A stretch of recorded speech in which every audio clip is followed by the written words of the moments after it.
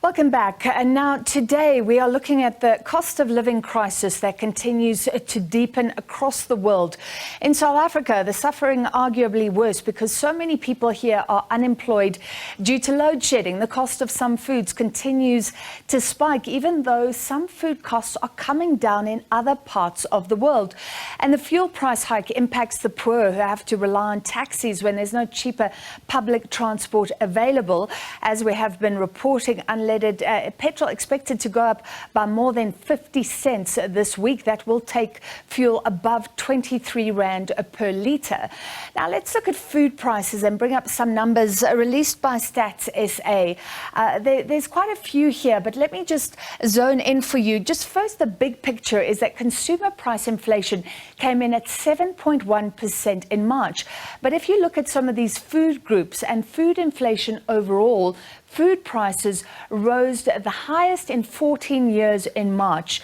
And 14 is the big number because food prices increased by a whopping 14%. Now, if you look on the left of your screen, onions up by 45%. Maize meal costing nearly 35% more than it did in March compared to March the previous year. Potatoes going up by 25%. So we're talking about nutritious food, important staples. And if you look at the right of the graph, you'll see that some things like carrots have changed month on month by nearly 10%. So that's going up 10% in just 1 month. Beetroot as well, 13%. So these are healthy options that are becoming out of reach for some people, these jumps between February and March.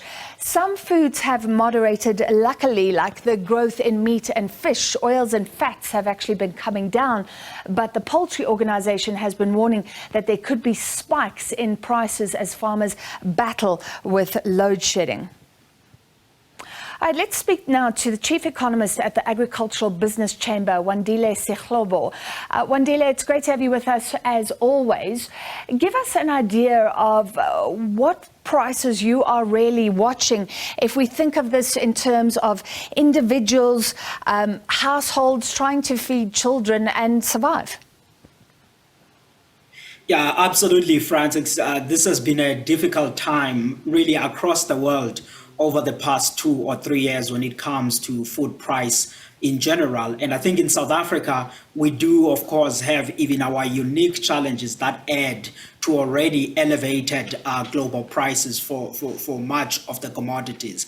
But I think going forward, thinking about the second part of this year, I believe that in South Africa, we'll start to see great moderation in some of these products. Let's just speak briefly about some of the products you showed there. For example, onions, potatoes. All of those have a lot to do with how much area was planted over the past season. We had excessive rains that interrupted planting in some areas. And in the potatoes and tomatoes, there were also some crop diseases that affected the harvest in there. But we are seeing now that there will be some bit of a recovery in production, and farmers are looking at increasing the area planting. And we think when we get to the second part of the year, you may see a bit of softening in some of those prices. But I think at the core of what I'm also watching what's happened in the grain component, because that's an important part when we think about staples in South Africa and in the world, and even in South Africa at the agricultural level, we see those prices down already by 20%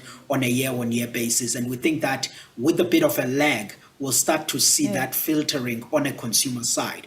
But one thing, though, Francis, we need to be watching, of course, is the issue around the energy availability, because that's always an important risk that sits in the food price component. But I think in general, the worst is coming closer, and I think second part of the year, we will be seeing some bit of moderation on a number of those products' prices. So that is a great relief. We haven't seen it yet. I mean, if we look at maize meal up by 35% in a year, that's one of the grains and one of the staples.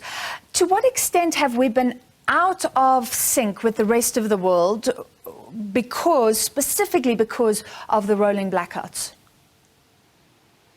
In South Africa, we've actually been in a fortunate position if you were to look, let's say 2022 as a whole, and what has been happening in the world. and the reality in South Africa in as far as the food prices. It is really towards the end of last year where we saw food prices in South Africa rising at a much faster pace. But for much of last year, our food price inflation was at somewhat moderate pace compared to what we were seeing in the EU, in the US, and even to a greater part of the African continent. But of course, the world is already changing now. We see that prices are moderating. If you were to map the major economies out there, and I do think that it's only South Africa and the EU where you see food prices still accelerating at a much faster pace, and perhaps maybe even the UK. So we are out of sync with a number of the major economies in as far as the food price direction. But there are clear signals that speaks to that. The first one being that we have to appreciate the time lag between what we see as agricultural prices at a farm level, as well as what end up in our commodity level.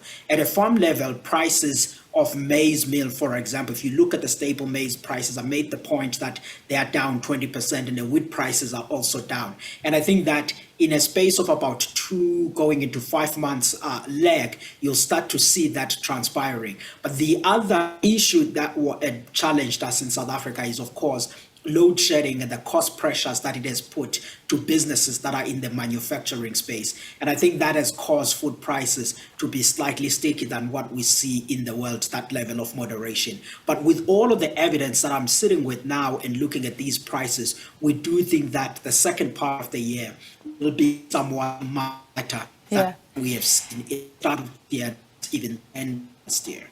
And when you say things will get better and there will be a moderation, do you mean the price increases will moderate, or could we see some major food groups coming down in terms of presenting real relief for the poor? I think it will differ on a product by product. Let's first speak at a headline number. At a headline number now, you made the point that South Africa's consumer food price inflation is at about 14.4%. When we look, say, 2022, the overall year, food prices were rising at about, on average, 9.5%. Within this 2023, food inflation will average at some 7 and 8%. So the price will still be increasing at a much slower pace compared to what we saw last year. But the relief pressure you speak about will depend on a product by product. We think that on red meat prices, you will actually see real relief happening there. We think that in some of the grain products, either SAMP and some of the maize meal products, we think for much of the second part of the year, you may start to see real relief out there. Of course, fruits might show real relief as we go into the harvesting season of some of those fruits. The improvement in supplies will put a bit of pressure on prices, which is for the consumer. I think put at a high level, we are generally in an environment that is very difficult for households. But I think the year heading in, prices will not be as severe as far as the increases compared to what we saw last year.